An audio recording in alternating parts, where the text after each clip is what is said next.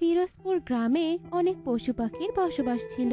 ওই বনের পশু পাখিরা খুবই স্বাধীনভাবে চলাফেরা করত। কিন্তু হঠাৎই একদিন ওই বনে এক মিচকে শিয়াল আর বাঘের আবির্ভাব হয়। আরে বাপের শালা মামু, এতদিন পর তোমার সাথে দেখা হলো। তা বাপের শালা মামু, তোমার এই গায়ে এত চকরা বকরা রক্ত লেগে আছে কেন? কাকে মার্ডার করে এলে শুনি, নাকি নিজেই রামধলাই খেয়েছো? আর তোর এই বদ অভ্যাসটা গেল না রে। এত কথা বলিস কেন তুই? মার্ডার আর করতে পারি কই? নিজেই তো মার্ডার হওয়ার হাত থেকে বেঁচে এসেছি। ওই নদীটার পারে একটা ছাগল আর দুইটা বাচ্চাকে নিয়ে বাস করে। তাদের খেতে গিয়ে তাদের মালিকের হাতের রামদোলাই খেয়ে এসেছি। তা তোর খবর কি? এই বনে কি শিকার আছে? আরে মামু, এই বনে তো শিকারের কোনো অভাব নেই, কিন্তু ধরা তো অনেক কঠিন। আচ্ছা মামু শোনো, পাশে এক হাঁসের ফ্যামিলি বাস করে, কিন্তু ওই হাসি তো মহা চালাক। অনেকবার মিল লাগিয়েও তার ছানাদের খেতেই পারিনি। এক কাজ করো, ওকে পরে দেখে নেব। তুমি যদি কোনো পশু খোঁজ এনে দিতে পারো, তাহলে আমি তাদের ধরে তোমাকে এনে দিতে পারবো। তুমিও খেতে পারবে আর আমিও খাবো। কি বলো, পারবে তো খোঁজ দিতে? আমি আবার বেশি হাঁটতে পারি না, আমার বাতের ব্যথা, তাই তোমাকে বললাম আর কি। আরে এটা কোনো ব্যাপার হলো নাকি? আমি আজ থেকে বেরিয়ে পড়বো। কিন্তু ভাগ্নে, এখন যে বড্ড খিদে পেয়েছে, তোর কাছে কোনো শিকার থাকলে দে না, একটু খেয়ে নেই। ওই যে শুরু হয়ে গেছে, যেই না একটু রস করে কথা বলেছি অমনি খাই খাই শুরু হয়ে গেছে। দাঁড়া, তোকে খাওয়াচ্ছি। মামু, আমার ডেরাতে একটা কচি সাপ মেরে রেখেছি, ওটাকেই তুমি খেতে পারো। ও এক থু। আরে না না, আমি সাপ টাপ খাই না। আমার কোনো খিদে পায়নি ভাগ্নে। কথাটা শুনে আমার বমি পাচ্ছে।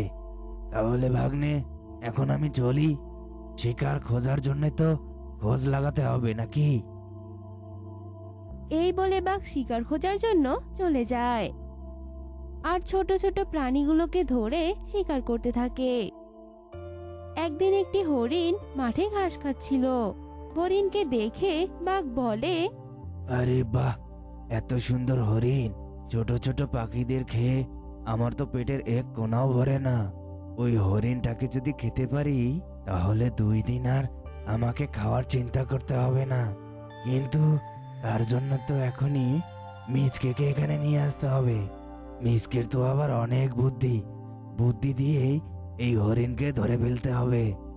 দাঁড়া হরিণ, তোকে আজ আমি খেয়েছি। এই বলে বাঘ মিচকে শিয়ালকে হরিণের কথা বলে। মিচকে হরিণের কথা শুনে বাঘের সাথে হরিণের কাছে যায়। আরে হরিণ বোন, তুমি আমাদেরকে দেখে একদমই ভয় পেও না। আমরা তোমাকে ধরতে আসিনি, আমরা তোমাকে দাওয়াত করতে এসেছি। আমাদের মামুর বউ মামি গতকাল ট্রেন অ্যাক্সিডেন্টে মারা গেছে, তাই তার নামে শ্রাদ্ধ করব। হয়েছে হয়েছে, আর চাপা মারতে হবে না। আমি তোদের মতলব বুঝি না মনে করেছিস? ওই বাঘের তো বিয়েই হয়নি, বউ আবার এলো কোথা থেকে? আরে হরিণ বোন, তোর পায়ের নিচ দিয়ে সাপ যাচ্ছে, মামু ধরো। হরিণ যেই না পায়ের দিকে তাকায়, অমনি বাঘ আর মিচকে শিয়াল হরিণকে ধরে ফেলে আর তাকে মেরে দুজন মিলে খেতে থাকে। আর এসব হাসি তার 2 ছানাদের নিয়ে দূর থেকে দেখতে থাকে। হাসি তখন দ্রুত তার ছানাদের নিয়ে তার আস্তানায় চলে যায়।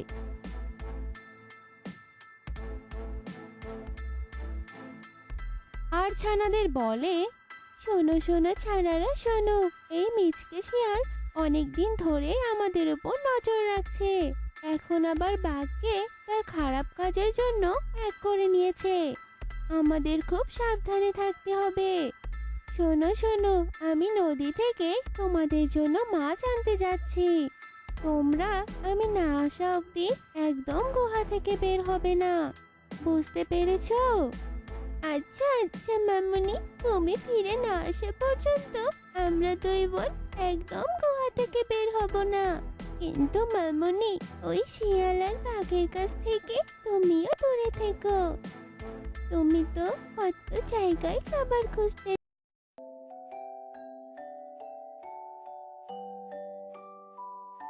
ও হাসি, তুমি কি যে রূপসী, মন চায় ময়না পাখির মতো বুকের পিঞ্জরে পুষি। ও হাসি, ওরে হাসি, কতদিন তোর পিছনে পিছনে ঘুরবো, তোকে কি কোনোদিনও আমার পেটের ভিতরে ভরাতে পারবো না? সুইট হাসি আমার, চারিদিকে তো বেশ অন্ধকার, যাই লুকিয়ে একটু হাসিকে দেখে আসি, বলা তো যায় না, খাওয়ার চান্সটা পেতেও পারি। এই বলে মিচকে শিয়াল চুপি চুপি হাসির গুহায় ঢুকে পড়ে। হাসি তার দুই ছানাকে নিয়ে ঘুমিয়েছিল। হাসির পাশেই একটা কলসি রাখা ছিল। হঠাৎ মিচকের পা লেগে কলসিটি মাটিতে পড়ে যায়, আর তখনই হাসির ঘুম ভেঙে যায়। কে কে? আরে আরে, এ তো দেখছি মিচকে।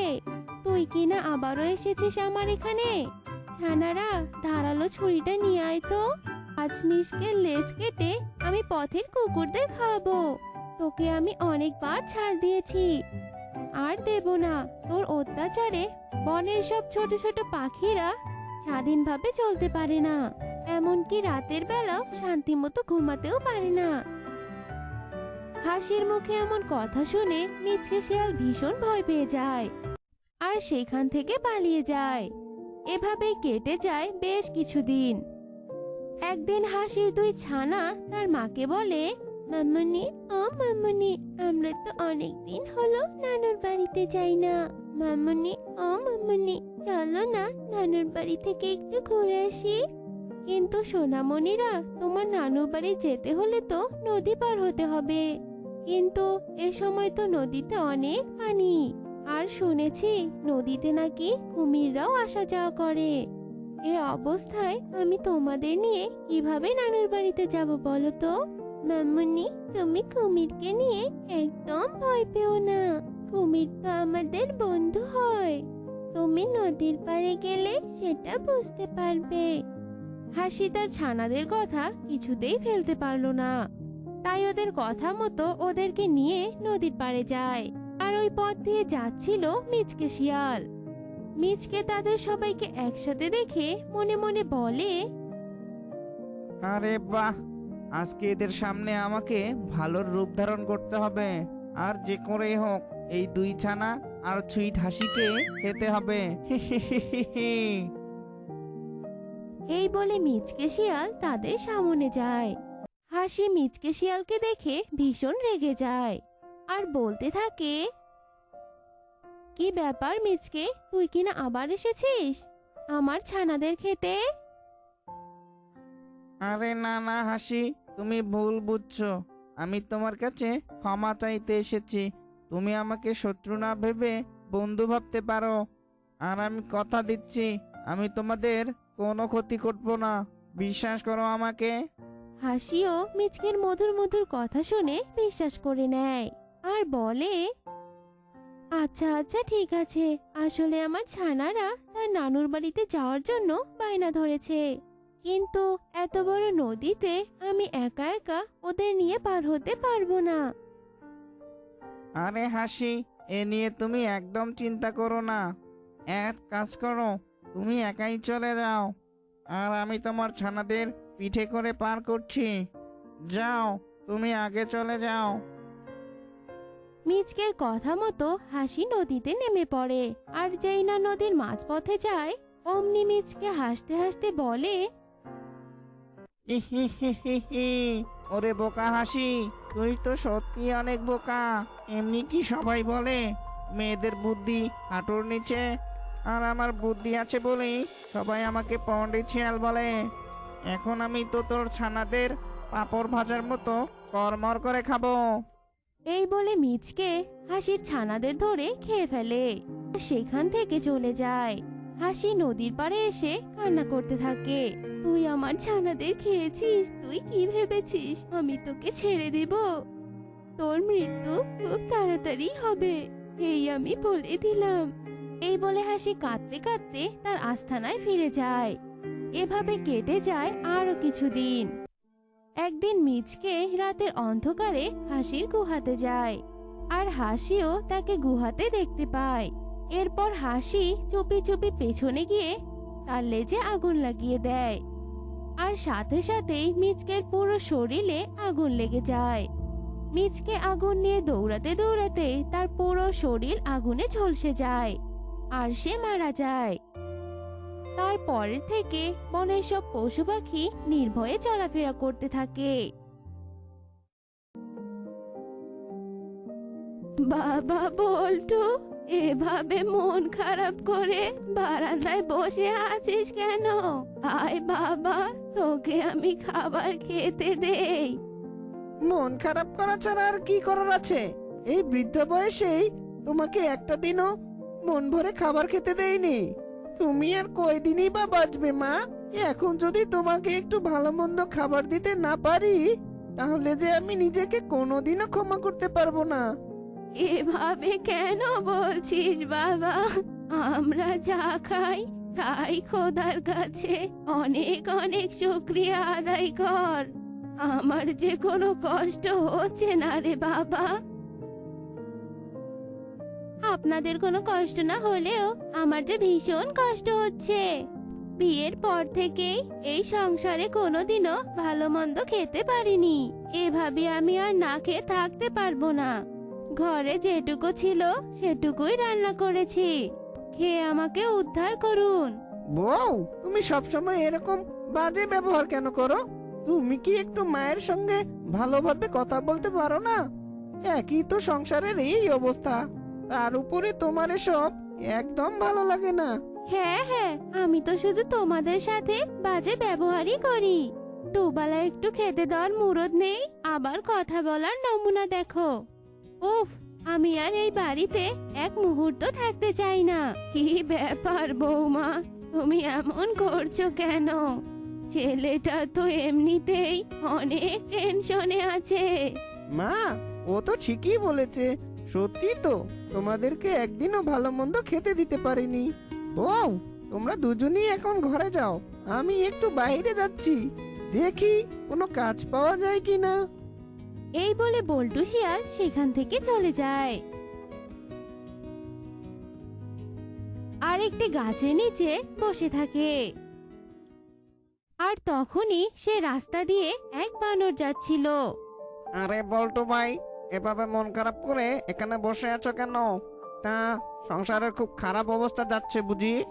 তা এখানে বসে না থেকে কোনো কাজকর্ম তো করতে পারো নাকি? কিন্তু বানর ভাই, অনেক চেষ্টা করছি কিছু করার জন্য, কিন্তু কোনো কাজই তো খুঁজে পাচ্ছি না। বাড়িতে যে মা বউকে দুবেলা খেতেও দিতে পারছি না। বল্টু ভাই, তোমাদের বাড়ির পাশেই ফাঁকা জমিটা যে আছে, সেটা তো দেখছি অনেকদিন থেকে পড়েই আছে। তুমি ওই জমিতে পেঁপে চাষ করলেও তো পারো, দেখবে খুব ভালো পেঁপে হবে। আচ্ছা, আমার আবার অনেক কাজ আছে, তাহলে আমি আসি, জমিতে পেঁপে চাষ করি। এ কথা বলে বল্টু শিয়াল বাড়িতে চলে যায় আর শিউলি শিয়ালিনীকে বলে, বউ, আমি একটা কাজ পেয়েছি, আর সেটা আমার নিজের জমিতেই। আমাদের যে জমিটা আছে না, সেই জমিতে ভাবছি পেঁপের চাষ করব। এইসব কি বলছো? হ্যাঁ, পেঁপে চাষ করে কি এমন টাকা উপার্জন করবে শুনি? পেঁপের তো তেমন কোনো দাম নেই। এই শীতকালে এত সবজি রেখে কে খাবে তোমার পেঁপে? তোমার যা ইচ্ছে তুমি তাই গিয়ে করো, যত সব। এরপর বল্টু শিয়াল তার জমিতে কিছু পেঁপের চারা লাগায় আর বলে, পেঁপে গাছ তো লাগালাম, এই অভাগা বল্টু যে কোনো কাজই করে না কেন, শুধু ক্ষতিই হয়ে যায়। এবার তো অনেক আশা নিয়ে পেঁপে গাছ লাগালাম, দেখি উপরওয়ালা কেমন ফলন দেয়। হায় হায় রে, এ কি সর্বনাশ! এই পেঁপে গাছগুলো এভাবে পড়ে আছে কেন? হায় রে, এই বল্টুর কপালে আর কোনোদিনও সুখ হবে না। যে কাজে করি না কেন সেটাই ধ্বংস হয়ে যায়।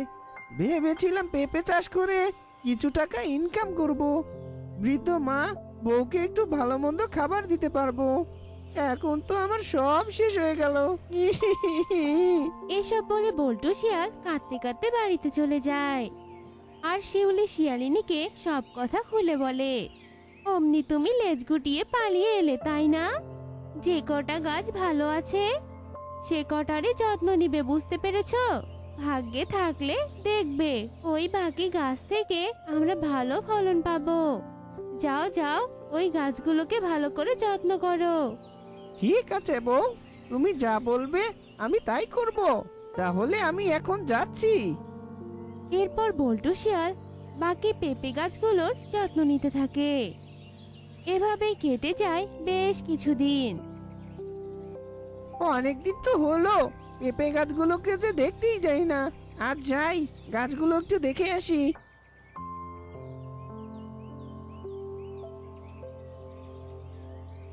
কিছুক্ষণ পর আরে, এসব আমি কি দেখছি?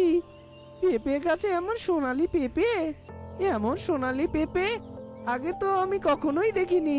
ঠিক যেন সোনার পেঁপে ঝুলে আছে। এক কাজ করি, এই পেঁপেগুলো আমি বরং বাজারে নিয়ে যাই। আরে বল্টু ভাই, এই পেঁপে তুমি কোথায় পেলে? এই পেঁপেগুলো তো দেখছি একদম সোনার মতো। আমি তোমাকে সবগুলোর দাম দিচ্ছি, এই নাও টাকা। আরে বাহ, এতগুলো টাকা! এতগুলো টাকা তো আমি আমার জীবনেও দেখিনি। আমি মনে হয় এবার অনেক বড় লোক হয়ে যাব। আমার কাছে যে সোনালী পেঁপে। এরপর বল্টু শিয়াল পেঁপে বিক্রির টাকা নিয়ে বাড়িতে চলে যায়। সব কথা তার বৃদ্ধা মা এবং শিউলি শিয়ালিনীকে খুলে বলে। দেখলে তো বৌমা, ধৈর্য ধরে থাকলে তার ফল একদিন না একদিন পাওয়া যায়। বাবা বল্টু, বাকি পেঁপেগুলো শহরের কোনো সোনার দোকানে বিক্রি করে আসবি। হায় খোদা, সবই তোমার আশীর্বাদ। এরপর থেকে বল্টু শিয়াল সোনার পেঁপে বিক্রি করে অনেক টাকা ইনকাম করে আর সুখে শান্তিতে তার বউ আর মাকে নিয়ে দিন কাটাতে লাগে।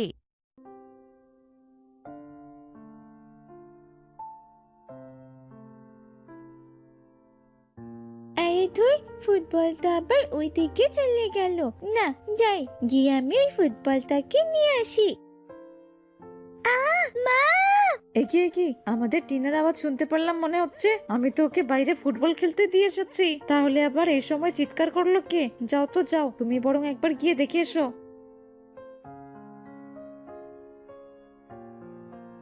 একি, আমি আবার এসব কি দেখছি?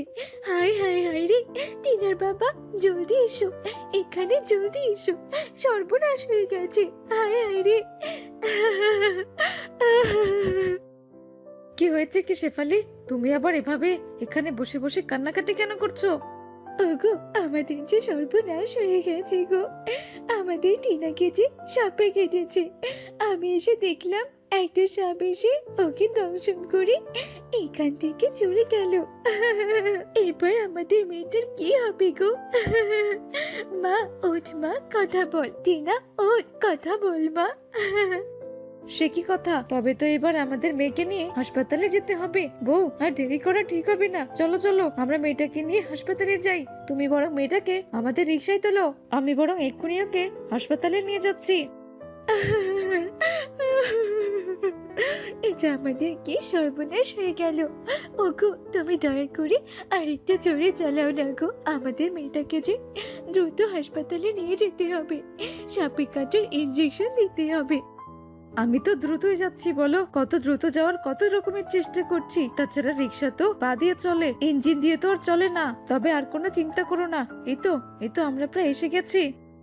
ডাক্তার সাহেব, দয়া করে আপনি আমার মেয়েটাকে বাঁচান। ডাক্তার সাহেব, আমার মেয়েটাকে যে সাপে কেটেছে, দয়া করুন আমাদের ওপর, দয়া করুন ডাক্তার সাহেব। সরি মিস্টার বল্টু, আসলে আমাদের এটা তো একটা কমিউনিটি ক্লিনিক। এখানে সাপে কাটার ভ্যাকসিন ইত্যাদি পাওয়া যায় না। এসব আপনি কি বলছেন কি ডাক্তার সাহেব? আপনাদের এখানে কোনো রকম কোনো ব্যবস্থা নেই? তবে এবার আমি আমার মেয়েটাকে নিয়ে যাবো কোথায়? আর আমি আমার মেয়েটার চিকিৎসাই বা কোথায় করাবো? শান্ত হন মিস্টার বল্টু, একেবারে ভেঙে পড়বেন না। সাপে কাটা রোগীদের 12 ঘন্টা অবধি তাদের দেহে প্রাণ থাকে। আপনি এক কাজ করুন, আপনি বরং জেলা সদরে চলে যান। সদর হাসপাতালে সাপে কাটার ভ্যাকসিন, অ্যান্টিভেনো সব থাকে। হাতে সময় অনেক কম। দয়া করে আপনি আর দেরি করবেন না মিস্টার বল্টু, জলদি করে আপনি আপনার মেয়েটাকে নিয়ে চলে যান।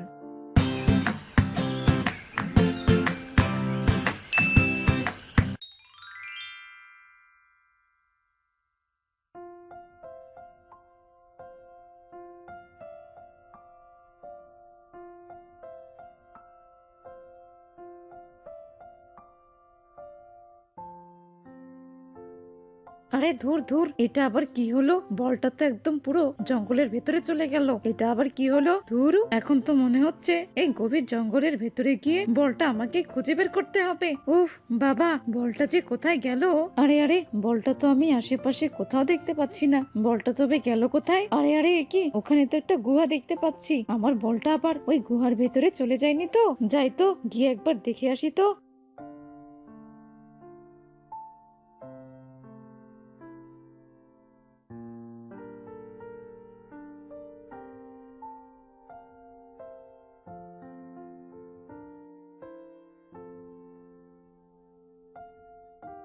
হায় হায়, এটা আবার কি হয়েছে? এই বলটা খুব জোরে এসে পড়ায় তো সাপের দুটো বাচ্চা মারা গেছে।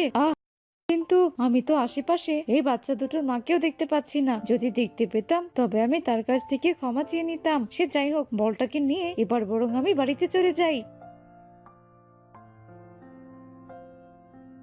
আরে আরে, এটা আবার আমি কি দেখছি? এটা ওই শিয়াল পাড়ার বল্টু শিয়াল না? কিন্তু ও আমার গুহায় কি করছে? বলটা নিয়ে ও তো দেখছি গুহা থেকে বেরিয়ে আসলো। আচ্ছা, ও আবার আমার বাচ্চাদের কোনো ক্ষতি করেনি তো? যাই তো, গুহার ভেতরে গিয়ে একবার দেখে আসি তো।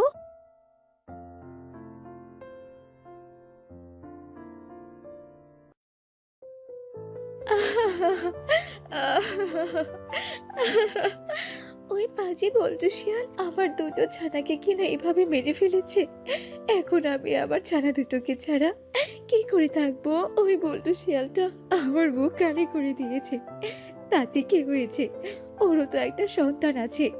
আমি ওর সন্তানকে দংশন করে ওর মুখটাও কালি করে দেব। আমার কি সর্বনাশ হয়ে গেল! মা টিনা, এই দেখ, আমি তোর জন্য একটা ফুটবল কিনে নিয়ে এসেছি। এবার বরং তুই এই ফুটবলটা দিয়ে খেলা কর। কি মজা, কি মজা! বাবা আমার জন্য ফুটবল কিনে নিয়ে এসেছে। কি মজা! দাও বাবা, দাও ফুটবলটা, তুমি আমাকে দাও। আমি এখন এই ফুটবলটা দিয়ে খেলা করব। খুব মজা হবে। মজা, কি মজা! বলছি কি বউ, মেয়েটাকে তোমার আঁচল দিয়ে জড়িয়ে নাও। এই বৃষ্টির জন্য বসে থাকলে চলবে না, আমাদেরকে যে যেতেই হবে। যে করেই হোক আমাদেরকে খুব তাড়াতাড়ি করে সদর হাসপাতালে পৌঁছাতেই হবে।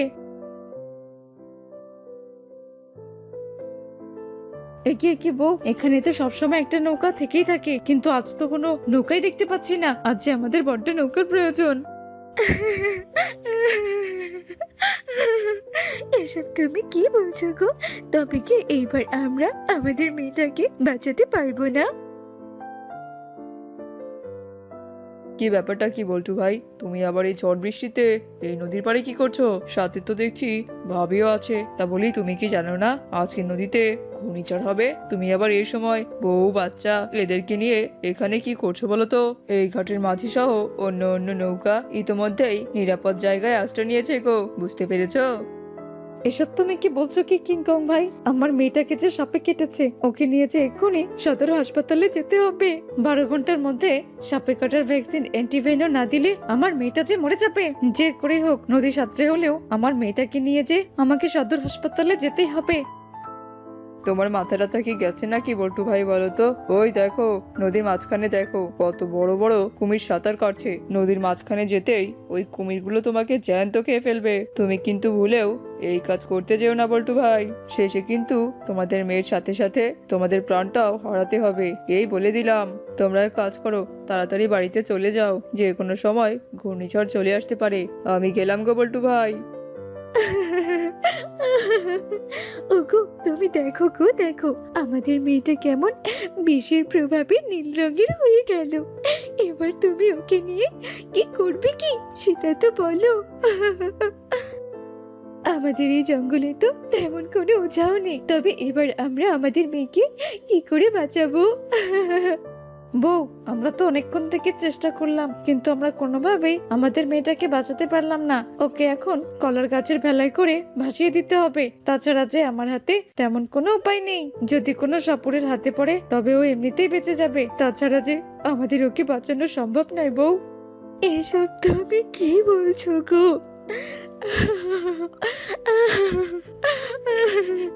বউ, তুমি দয়া করে আর কেঁদো না। এখন এত কেঁদে কি হবে বলো? আমাদের কপালে যা ছিল তাই হয়েছে। ঈশ্বর যা ভালো মনে করেছেন তাই করেছে। এখন আর না কেঁদে চলো বাড়িতে যাওয়া যাক।